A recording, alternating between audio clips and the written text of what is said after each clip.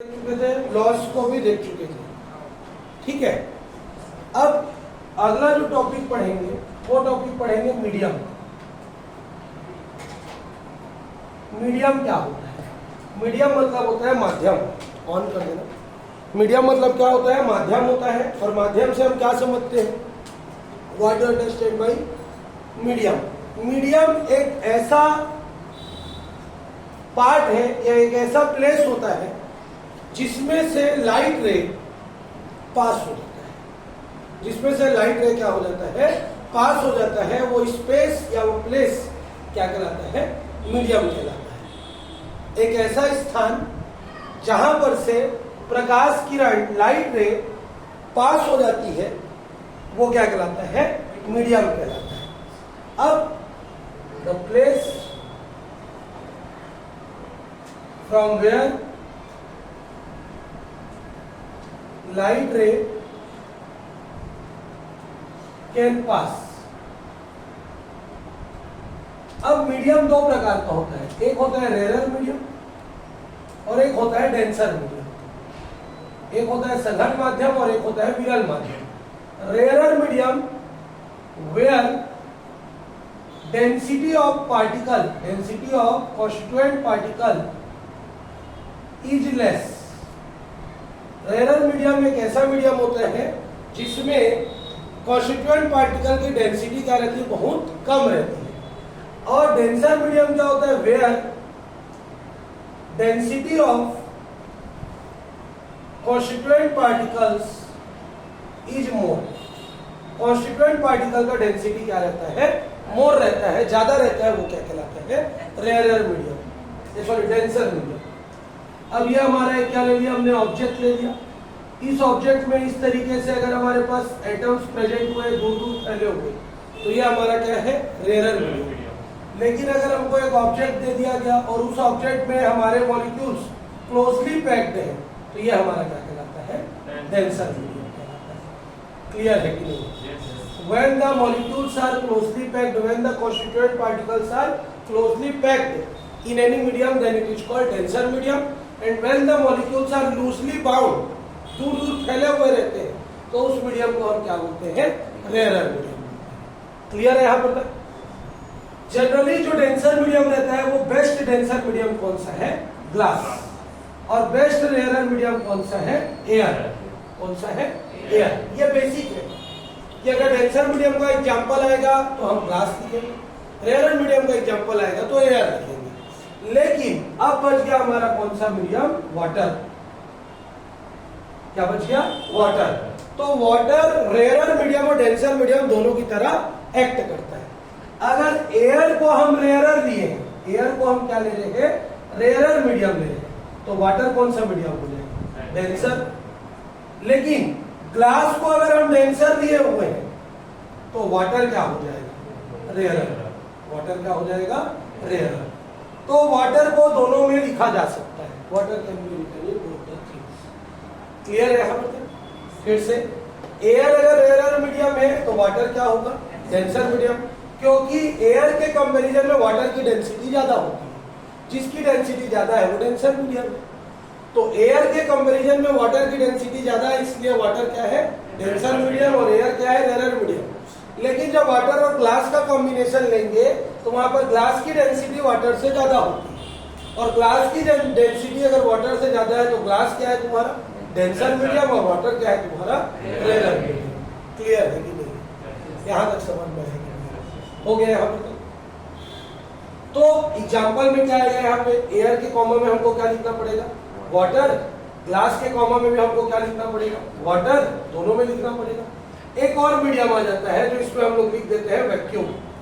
Vacuum मतलब होता है निर्वात, खाली जगह, जहां पर ना तो कुछ पार्टिकल प्रेजेंट होते हैं ना एयर प्रेजेंट रहता है, कुछ भी प्रेजेंट नहीं रहता, उस जगह को क्या बोलते हैं? वैक्यूम। तो वैक्यूम भी किसमें आता है तुम्हारा? Rare medium. क्लियर है यहाँ पर तक? ठीक। तो रेयर मीडियम क्या होगा? डेंसर मीडियम क्या होगा? मीडियम क्या होगा? क्लियर है कि नहीं है? चलो पॉज करके नोट करो। हमको पता है कि लाइट रे एयर या वैक्यूम में ट्रेवल करती है तो लाइट रे की स्पीड कितनी होती है 3 × 10⁸ मीटर पर second according to Newton corpuscular theory. Newton की थ्योरी के अनुसार लाइट रे की स्पीड 3 × 10⁸ मीटर पर सेकेंड होती है। किसमें एयर में और वैक्यूम में। ठीक है, ये हम लोग जान रहे हैं एयर और वैक्यूम में लाइट की स्पीड क्या होती है 3 × 10⁸ मीटर पर सेकेंड। लेकिन अगर लाइट रे एयर से किसमें चले जाए वाटर में, वाटर से किसमें चले जाए ग्लास में, एयर से किसमें चले जाए ग्लास में, तो दो अलग अलग मीडियम्स हो गए। क्या हो गए? दो अलग अलग मीडियम्स हो गए। तो दोनों अलग अलग मीडियम है तो दोनों की डेंसिटी भी क्या होगी? अलग अलग होगी। दोनों की डेंसिटी भी क्या हो जाएगी? अलग अलग हो जाएगी। जब डेंसिटी अलग अलग होगी तो लाइट रे सेम मोशन तो नहीं कर पाएगा। जो बोल रहा हूं समझ में आ रहा है क्या?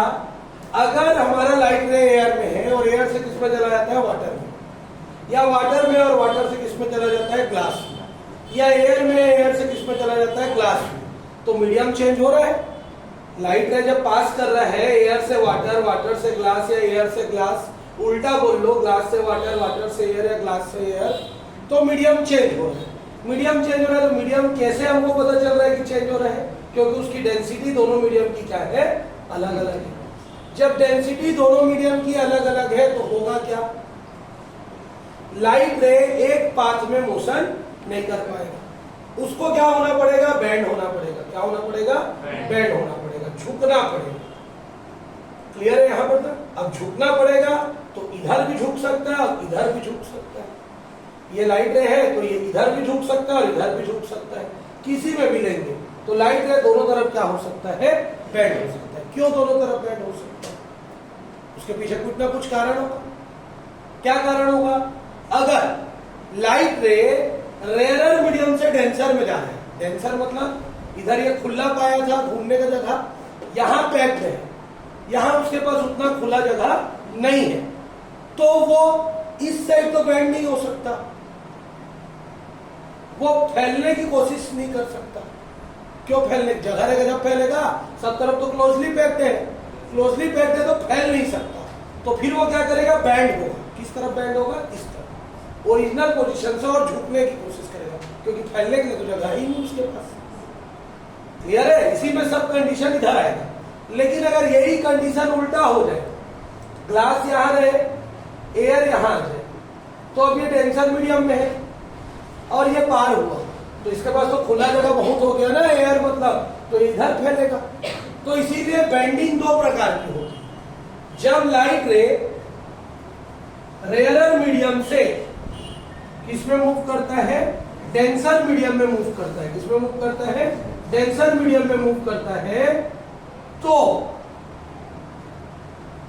नॉर्मल की तरफ बेंड हो जाता है। किसकी तरफ बेंड हो जाता है? नॉर्मल की तरफ बेंड हो जाता है, क्योंकि फैलने की जगह नहीं है उसके पास, तो इधर तो फैल नहीं सकता। तो बेंड तो उसको होना है क्योंकि डेंसिटी अलग अलग है। डेंसिटी अलग अलग है तो स्पीड अलग अलग होगी। स्पीड अलग अलग होगी तो बेंडिंग तो उसका होना है।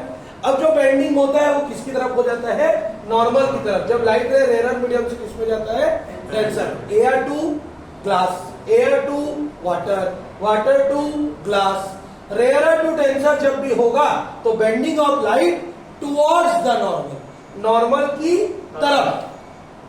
क्या होता है? Bending of light towards the normal,